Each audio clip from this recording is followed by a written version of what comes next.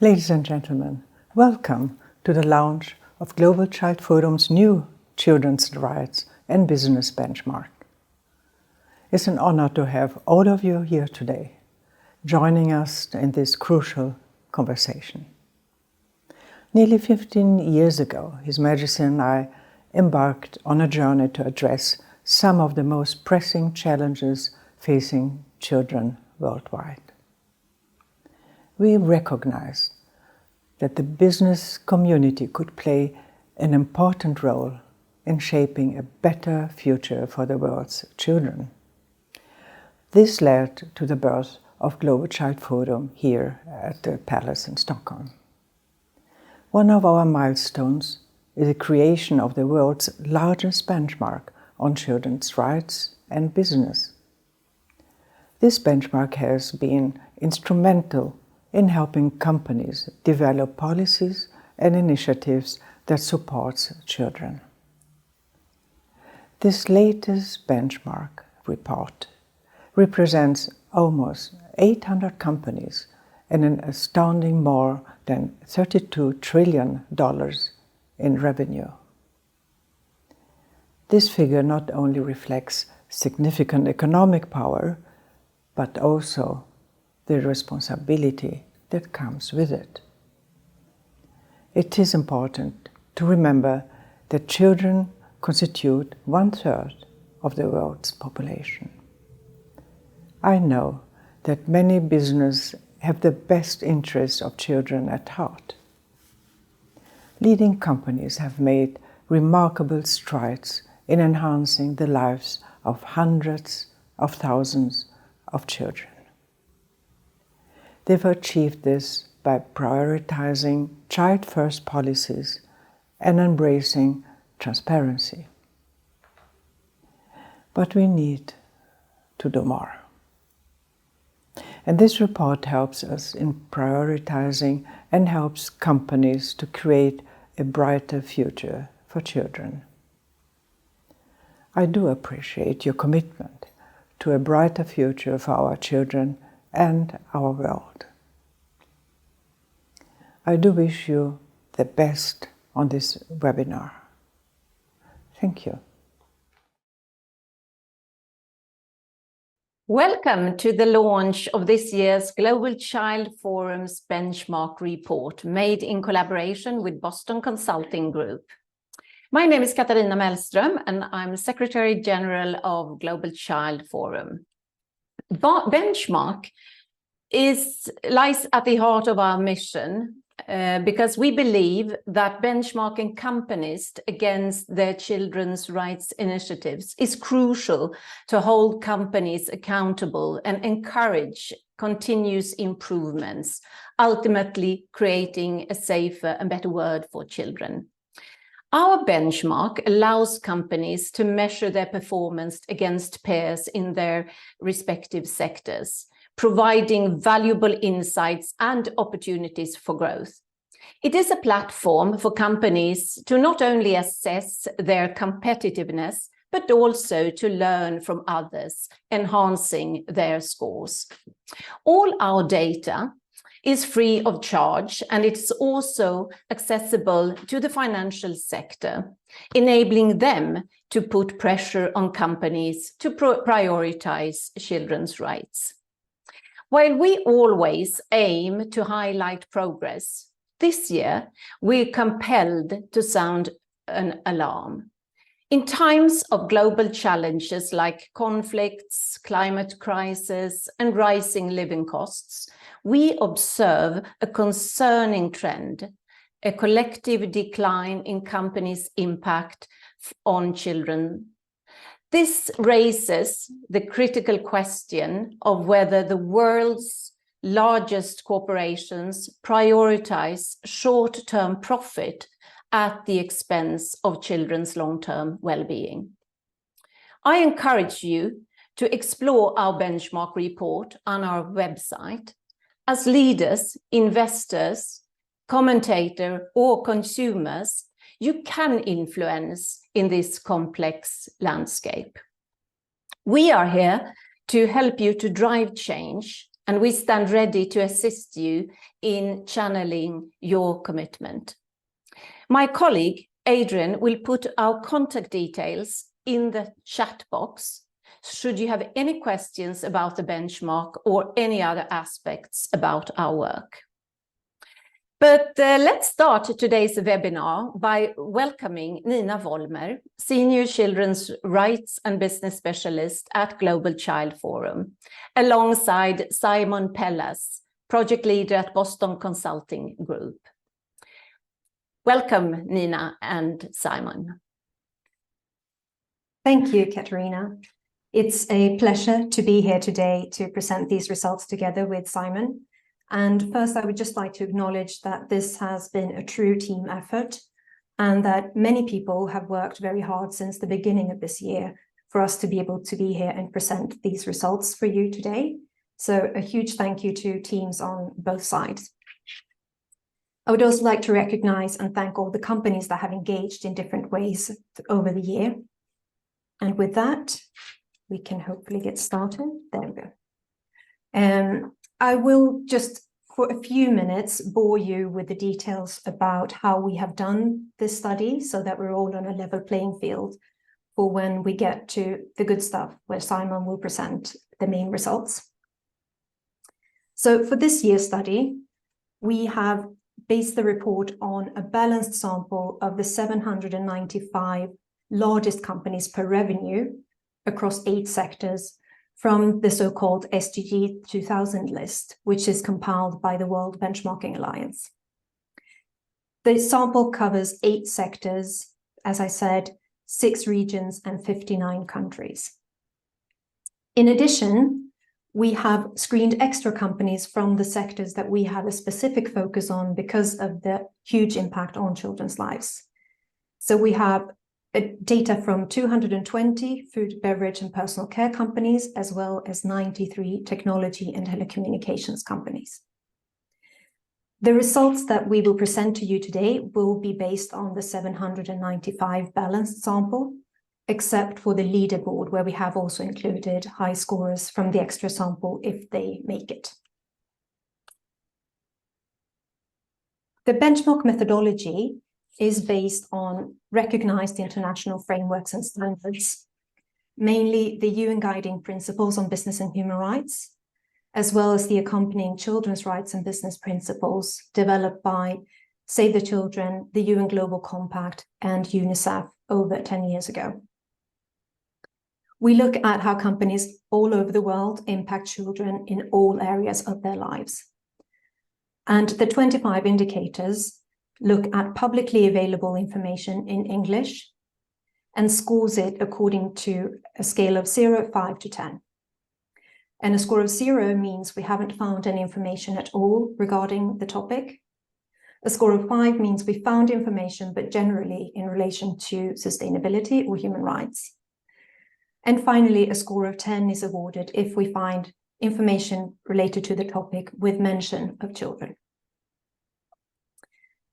The indicators are also divided into 4 so-called impact areas that you see in the example scorecard here. So we have governance and collaboration, where we look at the overarching framework, for example, the board's involvement or collaborations with peers. We have workplace, where we look at child labor, but also decent work for parents.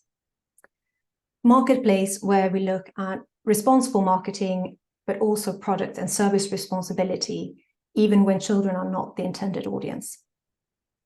And finally, we have community and environment, where we look at the more indirect impacts on children's lives from, for example, pollution, emissions, but also the impact on, for example, access to quality healthcare and education. We then also divide each impact area into 3 corporate response areas in compliance with the due diligence, which means we look at policies and commitments. Are they there? Then we look at whether they are actually being implemented. What is the framework that is set in place for it?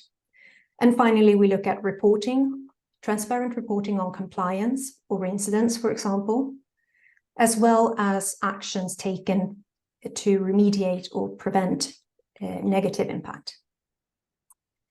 These are then calculated into an impact area score, and we screen all companies against the same set of indicators, and they focus on basic respect and support for children's rights. But we recognize that not all topics are equally relevant for all industries, so we weight these impact areas according to materiality, and then calculate a weighted overall score so that we then can compare across industries and sectors. Over to you, Simon. Thank you, Nina. Over to the good stuff, like you said. Simon Pellas, a project leader at BCG here in Stockholm. And before we dive into the good stuff, I just wanted to say a huge echo the thank you from Katarina, Nina, and everyone else at the Global Child Forum team. Thank you for the opportunity to be part of this and for the invitation to be part of today's webinar. We've had great collaboration. And it's been a great pleasure to be part of this very important and impressive work that you do. And I'm very happy to be here to share the main findings of this year's benchmark report today. We will cover some main highlights from the report today, but we encourage everyone on this call to download and read the full report that is available on the webpage, which covers a lot more in great detail. But if we start by looking at the global leaderboard of the top 15 companies who actually scored the highest in this year's benchmark, you see them on the screen, and we can conclude that all but one company comes from either the tech and telco or the food and bev sectors. And from this list, it's a great pleasure that we actually have Michele from the Hershey company and Hans Vestberg from Verizon actually joining us today to share their perspectives and thoughts on what they actually do to have made this top list this year. And as Katarina said, even though there is a general downward trend in this year's benchmark, I will say that it's also very encouraging to see that all but one of the top 15 companies have actually improved their scores versus 2 years ago. We see that indeed 75% of the top 100 companies showed actual improvement year on year. And I think this sort of tells us that once a company reaches a certain maturity, if you will, in its approach to children's rights and welfare, improvement seems to be almost self-reinforcing. If we then, Nina, move over to the sector scoreboard and do a quick overview of how the different sector scores score relative to each other. We see that we have, again, both the tech and telco and food and bev sectors in the top, both actually in terms of absolute scores and also in their improvement year on year. So generally, we see a larger share of high-scoring companies in these two sectors. But I would say that it's also important to highlight that there is a wide spread of scores within these two sectors, but also across all sectors. And that's why we see the result is an average score closer to 5 rather than the higher 10.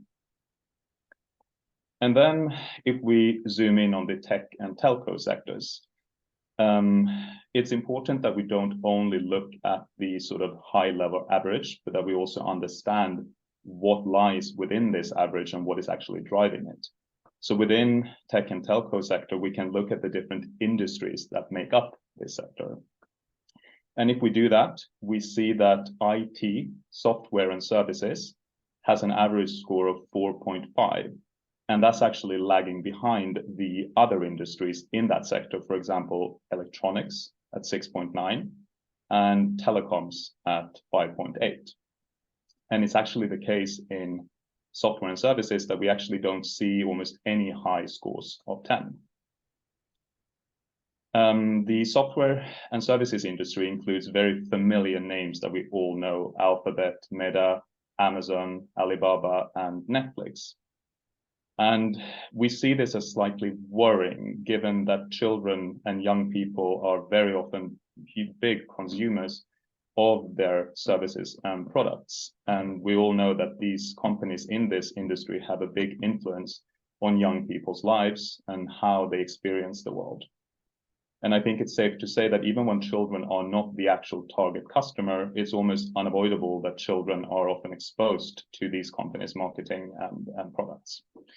So therefore, we would say that it's important for both this industry, but also across all industries, that they take responsibility and take actions to be more transparent on what they do to safeguard and protect children and minors. Then we can also, I think it's worth highlighting the energy and utility sector that you see on this scoreboard. And we see that the energy and utility sector has the largest decrease by far compared to last time. It's minus 14%. And I think it's important that we remember that this decrease has actually happened in a time when energy and utilities revenues and profits have been soaring or up significantly, given the current geopolitical and energy situation and landscape. And in particular, within the energy and utilities, we see that a large driver of this decreased score is actually in relation to the community and environment impact area. And we also see this as quite concerning, given that energy and utilities, almost by definition, has a major impact on the communities and environment that these companies operate in.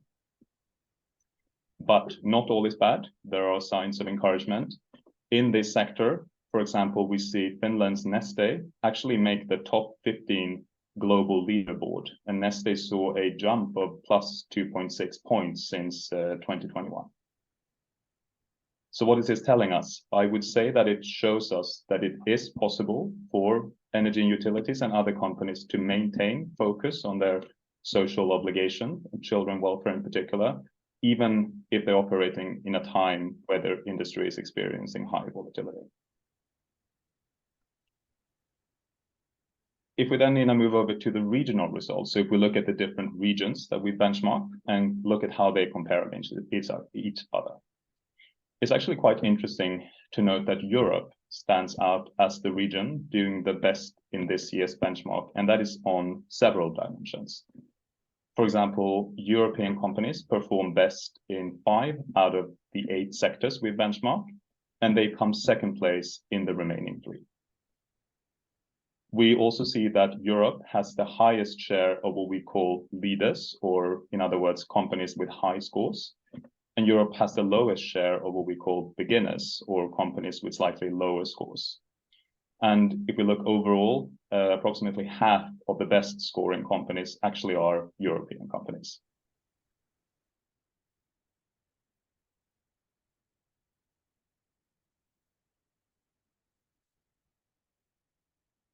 We believe that it's most likely a combination of stricter legislation in Europe, in this region, and perhaps also higher consumer awareness or consumer pressure, if you will, on companies to take action and responsibility for children's welfare.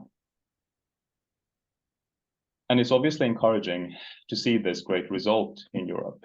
I just want to say that it's important to note that there is a large spread in scores per company, both in Europe and in other regions.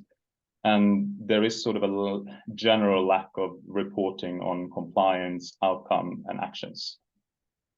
And we believe that it's safe to say that many, not most, companies are probably not well prepared for the upcoming changes in EU laws on sustainability reporting that is kicking into effect in 2024, which is very, very close now, given that we're November. And we see that companies overall, including Europe and other regions, sometimes or often are lacking in reporting on identified risks, actions, and outcomes.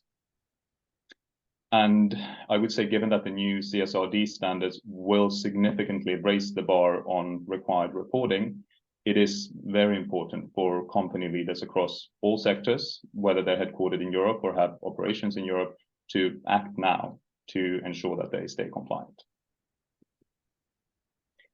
And then a quick note on the regional scoreboard, you will see that Sub-Saharan Africa stands out as the only region that improves. And it's actually quite a big jump of plus 17% compared to the last benchmark report. just a cautionary note that it's important to note that it's a rather small sample size in this region compared to the other regions, so don't over-index on the result. But however, it doesn't mean that the improvement in result is any less important. Quite the opposite. It's great to see progress in this region. And for sub-Saharan Africa specifically, I'd say that the main improvement generally is in increased reporting and attention to sustainability and human rights overall. So, as I said, a very quick glance of some of the key highlights in the report. A lot more interesting read to be had in the full report, and I encourage each and every one of you to download and read the report to get more of the key insights. And with that, Nina, maybe I hand over to you to take a deeper look at one of the 4 impact areas we've assessed. Thanks, Simon. So I would like to focus on an area that we see consistently throughout the benchmarks that we have done, and that is the marketplace area and the low scores that we see over and over again here. So just to quickly go back to what the marketplace is.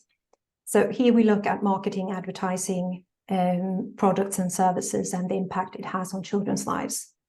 So for example, if the company has a policy on marketing and advertising that recognizes the impact on children, for example, by the possibility of spreading unhealthy ideals, lack of presentation in advertising, the use of children as photo subjects and ethical sourcing, or for example, that acknowledges the power of the platform that a company has and can use it for positive messaging to support children's rights. We also look at, if you have a policy, do you report on compliance and concrete actions taken to improve your impact? So for example, do you provide guidance to parents, improve product design or marketing campaigns that support children's rights?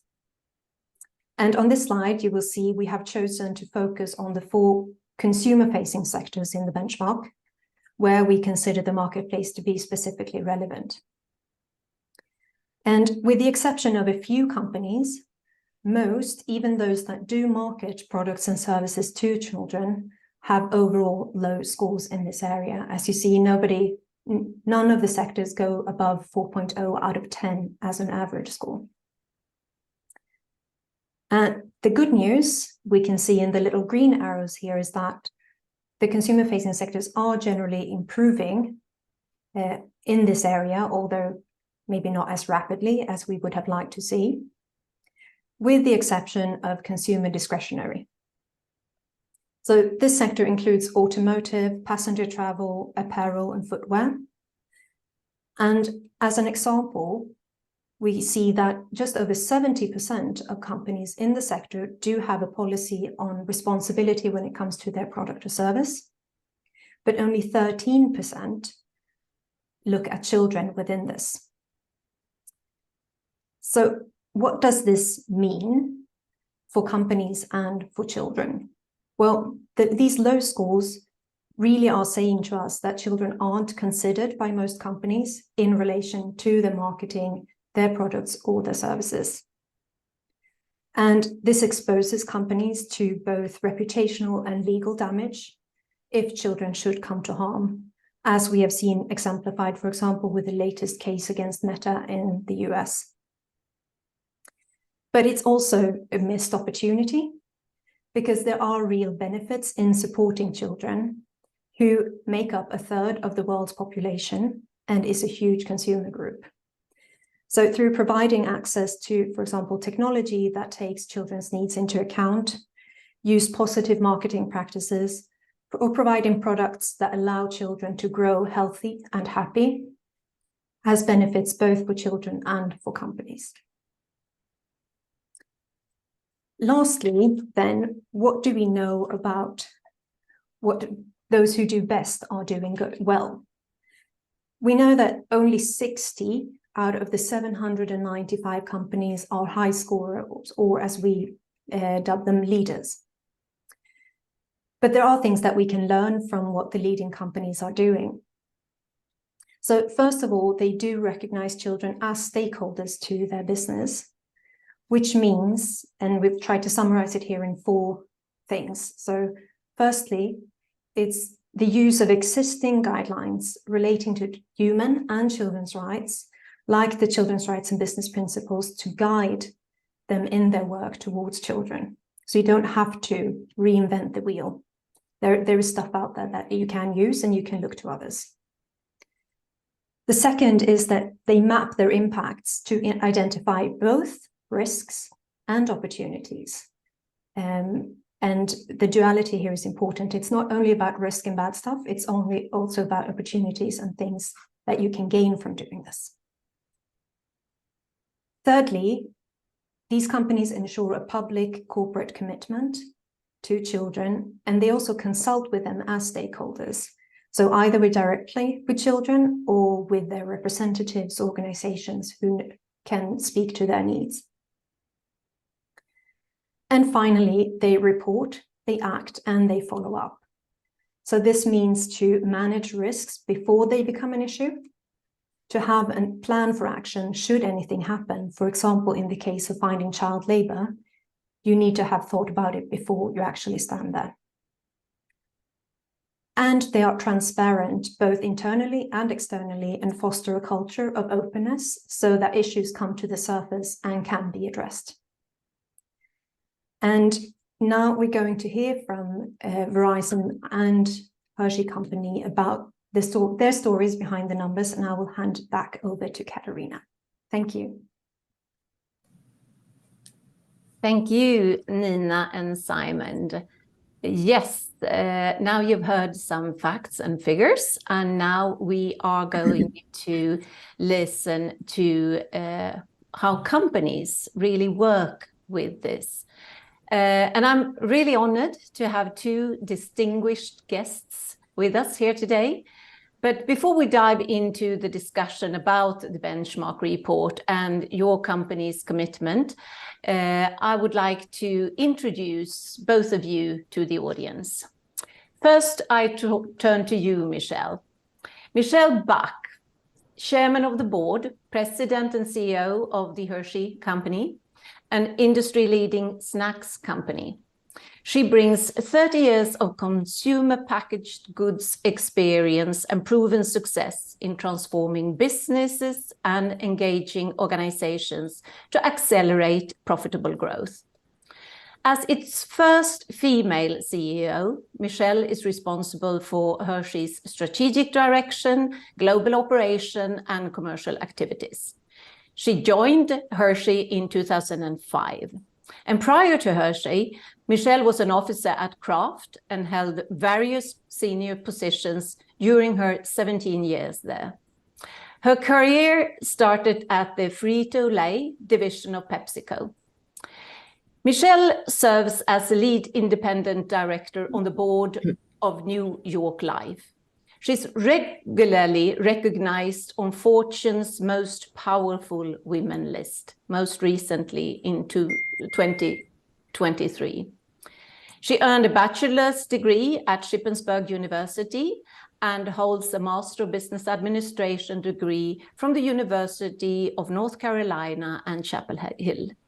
She has two important roles, business leader and a mom, that fulfill her life. Welcome.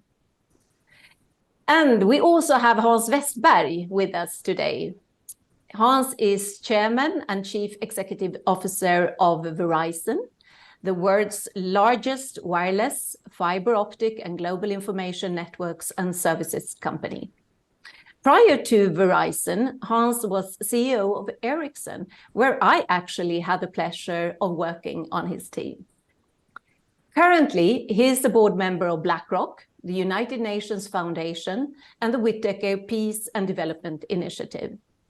Hans chairs the World Economic Forum's Edison Alliance for Digital Inclusion, which aims to impact 1 billion lives with affordable and accessible digital solutions by 2025.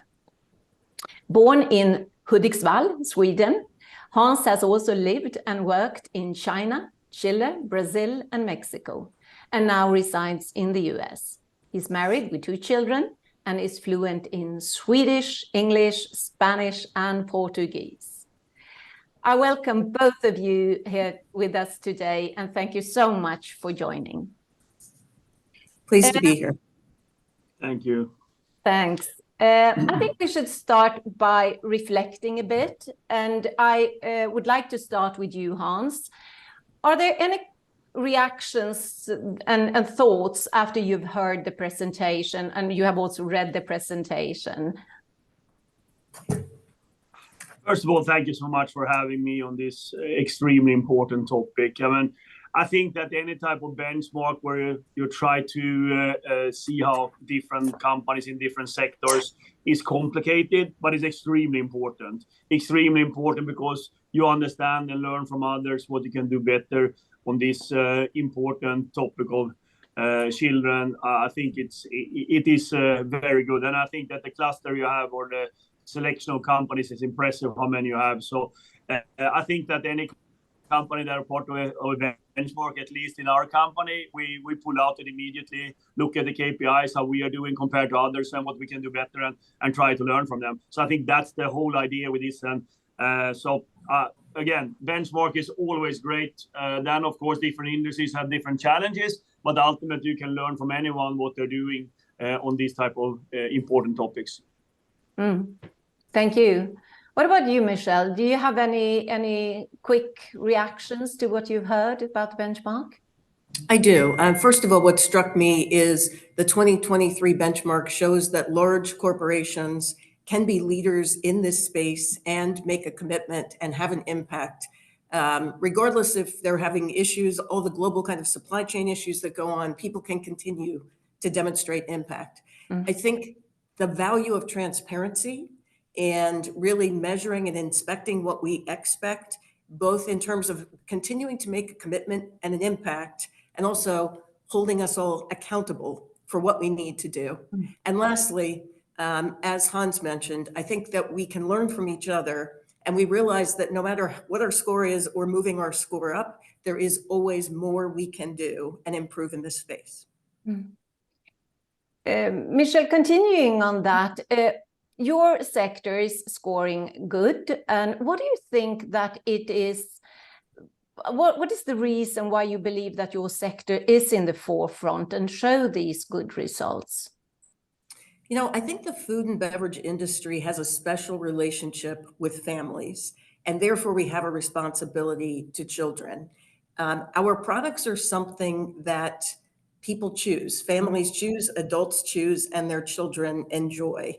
And I know for our company, our mission is really about moments of goodness, delighting families, delighting and connecting children and parents. And so we have numerous opportunities where we connect people. We found out about a little boy named Lane who was differently abled and had a desire on career day to be a Hershey taste tester. And we brought that dream to life. We know that there are people who write in and tell us they will count kisses, use one for each day their loved one is gone until they return. So when you have that type of emotional connectivity, I think with that comes real responsibility that you feel.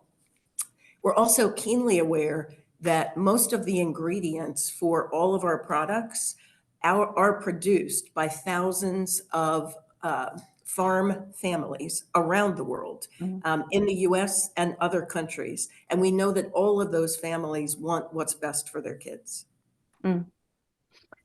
Hans, your sector is not perhaps aimed for kids primarily, but it is in the hands and is used heavily by young people. Why do you think that your sector anyway is in the forefront here and have showed so good results? Yeah, you can say that our products are not 100% geared towards children, but obviously technology today is a must. I usually say that mobility, broadband and cloud services is 21st century's infrastructure. If we're going to reach every person on this earth having the same chance, technology will be there. So I think that just imagine during COVID, if you weren't connected, education didn't really work, healthcare didn't really work. in many countries, the only way that financial inclusion is actually to receive and send money is actually using the mobile phone. So even though the product per se is probably not geared exactly to children, I think we realize that our industry have an enormous impact on children and take an enormously big responsibility. Secondly, if you take a market like here, a consumer market in the US, I mean, the majority of all sort of plans are family accounts. Meaning that someone in the family, usually the adult, is paying for the service, but they have all the children from they're very young in the plan until they are actually very old sometimes, because that's sort of how the whole system has worked here.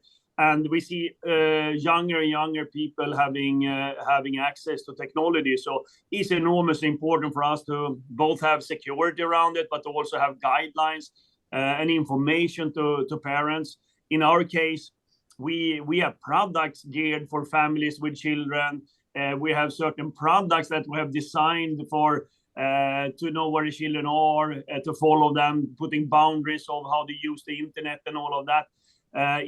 So I think this is part of us, and actually in the United States and in many other countries, you know, we're down to maybe 11, 12 years old that actually start with mobile phones. So it's just part of our society today that technology is such an important and crucial role in the positive sense, and then it could be very negative if it's wrongly used or if you're abused online and all of that. So that's why I think our industry has been thinking on this for a long time. Of course, many of the telecoms companies don't own the content, but we can advise and do products so parents especially understand how they can prevent those risks. And that we've worked with it for a long time. So I think that's why you see many telecommunication companies being in the forefront, because majority of all data in the world is going through our, or not majority, all data in the world is going through our network. So for that reason, we were very aware of it, and we take, I think in many cases, good responsibility for it. The level of commitment from management is frequently identified as the most important. If the top management believes in this, you will see activation in the organization as such. What are your thoughts on this matter? And can you elaborate a little bit about how you demonstrate your commitment? And let's start with you, Michele. Sure. You know, we feel responsibility at every level of the company. Our founder, Milton Hershey, established an orphanage for disadvantaged boys back in 1909.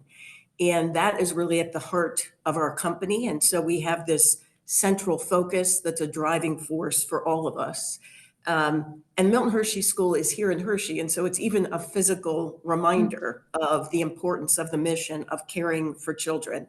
So our commitment, you know, shows up really as being a central part of our ESG program. I would say a lot of what we're doing has children at the center of what we do. Our most senior leaders are actively involved. For example, our chief supply chain officer, the president of our US business, and our general counsel traveled to Côte d'Ivoire to meet with officials and to announce some of our new income accelerator programs that will increase incomes for cocoa farming families. So we want to touch, see, feel, be on the ground, see what's happening, and make sure that we're working collaboratively with the governments and with folks there to bring things to life.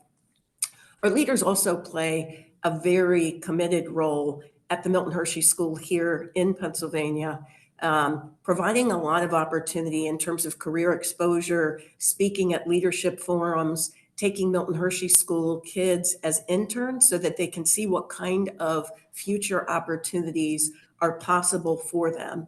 And we know that their access to see role models that are positive makes a big impact and opens their minds to what is possible for them later in their lives.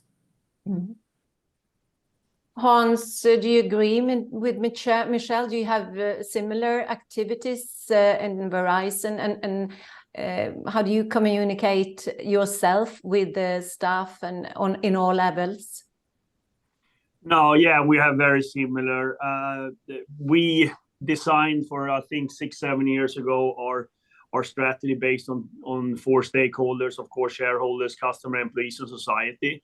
And in our society, we have something called Citizen Verizon. And in there, we basically have 3 big programs that is part of our strategy. It's not outside our strategy. Digital inclusion is number 1, or one of the biggest. And we actually spend over 10 years, $3 billion on digital inclusion in the United States.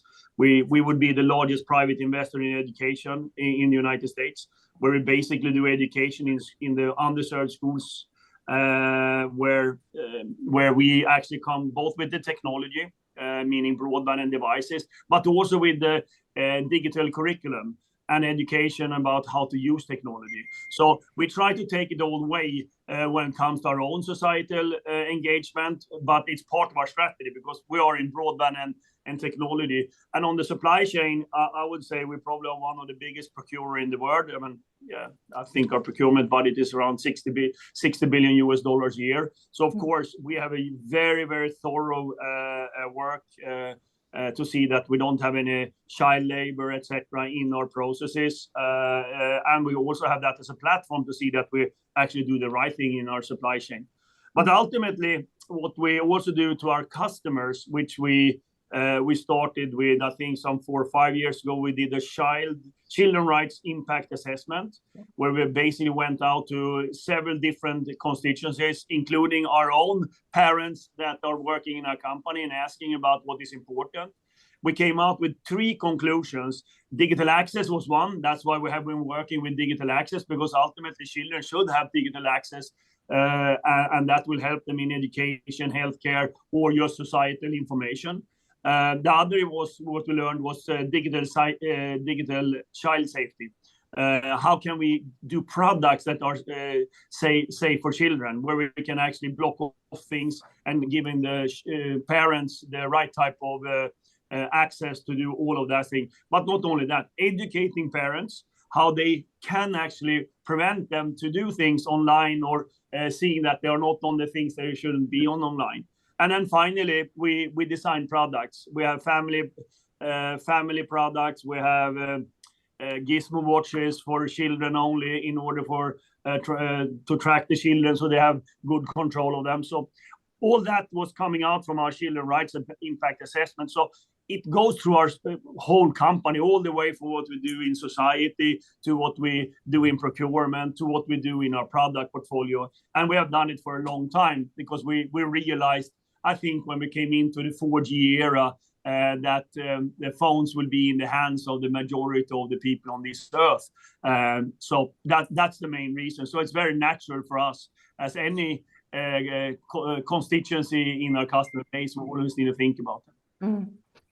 Is it fair to say that if you have the view on children's rights in your strategy, and if you make sure that everyone is engaged, and then if you measure and follow up, is that the way to see the results?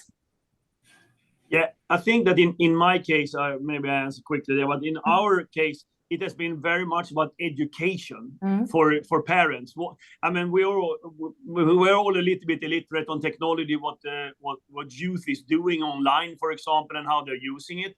So it's a lot about how to educate, how you can prevent those type of things, how you talk to your children. Not only that, how can you do it technically? I mean, a Wi-Fi router at home is very easy to block off very important stuff that you shouldn't see as a child.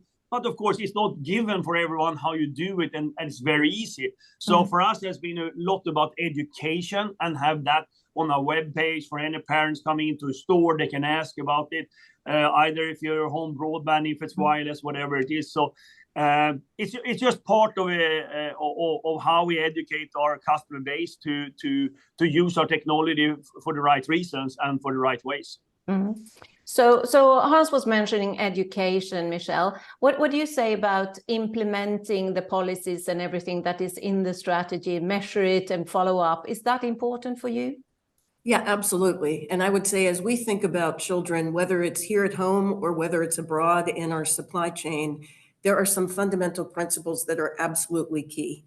And it's really about basic nutrition, basic healthcare, quality education, and the right kind of housing. And addressing a lot of those things is at the core of the programming that is critical to advance the well-being of children. One of our best programs is our Cocoa for Good strategy. It was a $500 million investment in 2018. It was really focused and continues to be focused on increasing children's access to education and nutrition in cocoa farming communities. Cocoa is our largest commodity, and we know that at the root cause of when things aren't going well for children is poverty. And if we can address tools to help the farmers, to educate them on best farming practices, to help them understand the importance of how we can help them be profitable, then that enables them to let their children have their best life. And so addressing that is really key to driving results. And certainly there's a lot of measurement that is in place that we have partnered with the governments, with those communities on, to really track, measure, and monitor that those right kind of behaviors are there. And in fact, some of our programs on the ground have a stipulation of when the right behavior is there to provide for well-being of children, then the benefits are accrued to those farmers. And we found that to have a really great impact. That is also what we saw in the report. If you have policies, that's good, but if you implement them and make sure that you follow up and measure, that's even better. We've been seeing a changing landscape in corporate sustainability towards ESG. And how important would you say that the S are when it comes to children? Let's start with you, Hans. No, the S is very important. Of course, we are here to preserve the word for the next generation. Of course, sustainability is important for our customer base. It's extremely important for ourselves. It's very important. And as a telecommunication company in the United States and all around the world, I mean, if you take US, we have equipment in every zip code in the United States. And of course, many of them are very important, but for actually doing a more efficient way of working, so you can reduce, for example, CO2 emission. But on the other hand, they also are taking a lot of CO2 emissions, so you need to constantly work on it. In our case, we have worked with, especially on the S, on the sustainability, we've especially worked with our CO2 emission.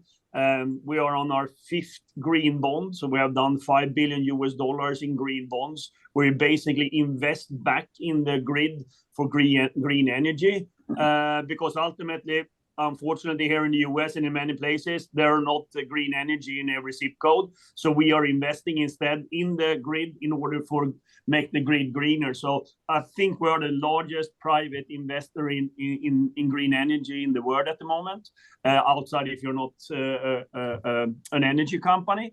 So for us, this is very important. And of course, we constantly have our collaboration partnership with our suppliers that are the main drivers for for it. So it hangs together. Our next generation are asking how we care about our nature and what we do about it. So the sustainability for us is very important when it comes to energy and many other things we're doing at the same thing, to see that we have a diverse spectrum of suppliers, seeing that this is a sustainable planet for anyone that is here. Mm-hmm.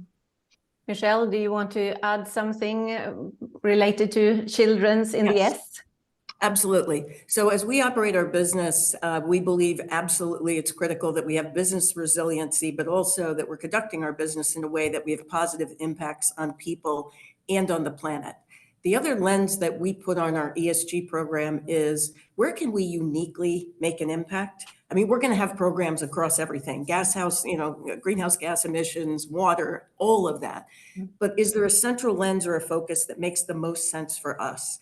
And for us, that really is children. And it all goes back to Milton Hershey. I mentioned that he founded an orphanage for disadvantaged boys.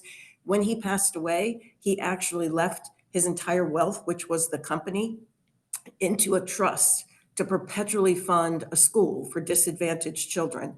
So that's in our DNA. Then you combine that with cocoa being our largest commodity and the opportunity for us to continue to work on children's welfare in cocoa growing regions. that has really put that at the center of our ESG program. It is one of our biggest key focus areas for those two reasons, and it's where we think we can have an impact. As I mentioned, a lot of the issues and the opportunities are strikingly similar from what's at stake here and also in some of the cocoa growing communities.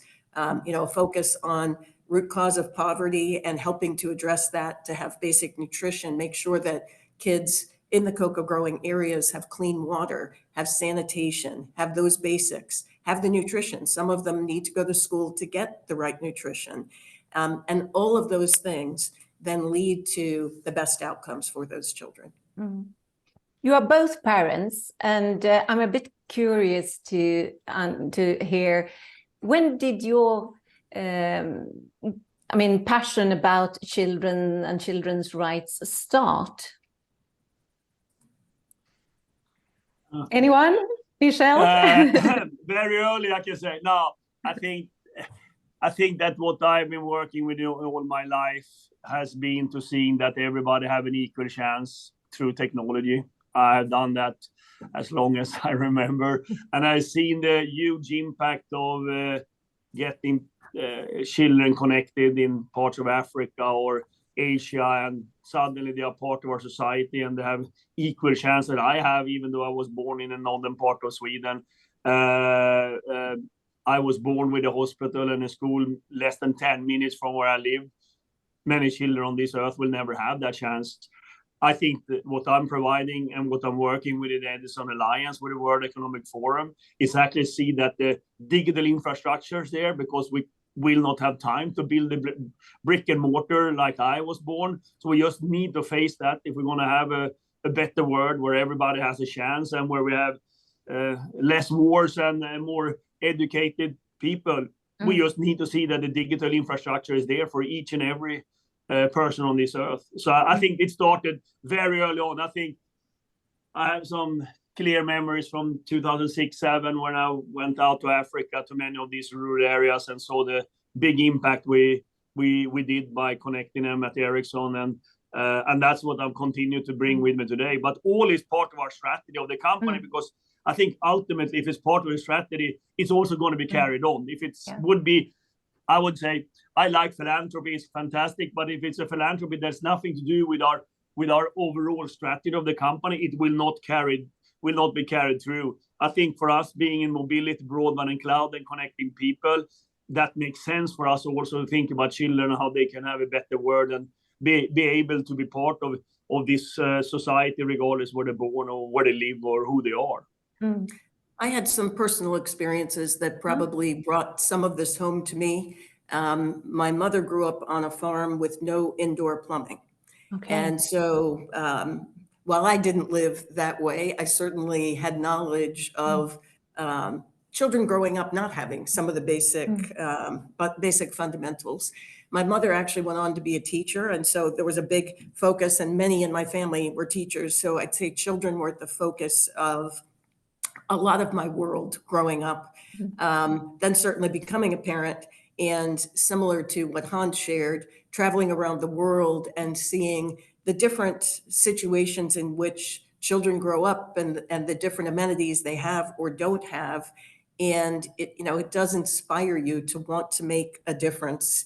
And, in those corporate roles that we have and as companies, certainly we have a responsibility to grow our business, but we also have this unique opportunity to give back and to create a better world for so many people, especially children, so that if we can help them have that great future, we enable a great life for them. And that's a privilege for all of us. Thank you so much for sharing. I think that is really important to listen to, because we have understood also in the benchmark that top management commitment is really, really crucial. And we can hear your passion when talking about when you found that this is really important for you. We are about to wrap up. Is it anything you would like to add before we do the finals? I'd just like to thank the Global Children's Forum in the efforts and the commitment to advancing the well-being of children. This is such a great opportunity for all of us as organizations to be able to have the learning, to learn from each other, to see what others are doing. And it's incredibly helpful because we have a common goal to take this to the next level. And we know things are changing, but you really provide that opportunity. Thank you, Michele. Thanks. And I can only agree with Michele. I want to extend a large thank you to the Global Child Forum for doing this and also gathering people to have this conversation. So I think it's just the next step, and we need to continue with many of these steps. Our future is based on children, and we need to see that they have a safe environment and have a chance to grow up and have all the right assets to succeed in this world. I would like to thank you both for your valuable insights and your leadership in this field. I think that is so important, and your companies, they set a compelling example for others to learn from. So thank you so much for that. Thank you. We are about to conclude the webinar now, and I'd like to share some information that I think is important. On our website, you can access and compare all company scores on our benchmark. We encourage companies to share their scores via their communication channels, and we offer you a communication tools kit on our website to help you convey your commitment to children's rights. Talking transparently about your children's rights challenges and initiatives is a great way to add to the dialogue and to show your customers, your employees, and other stakeholders that you take your children's rights commitment seriously. It has been a pleasure hosting this webinar, and we appreciate your participation, and we hope that you reach out to us if you have any questions or comments. And as said before, our contact details are in the chat box. I wish you a wonderful day, and thank you so much. Bye-bye.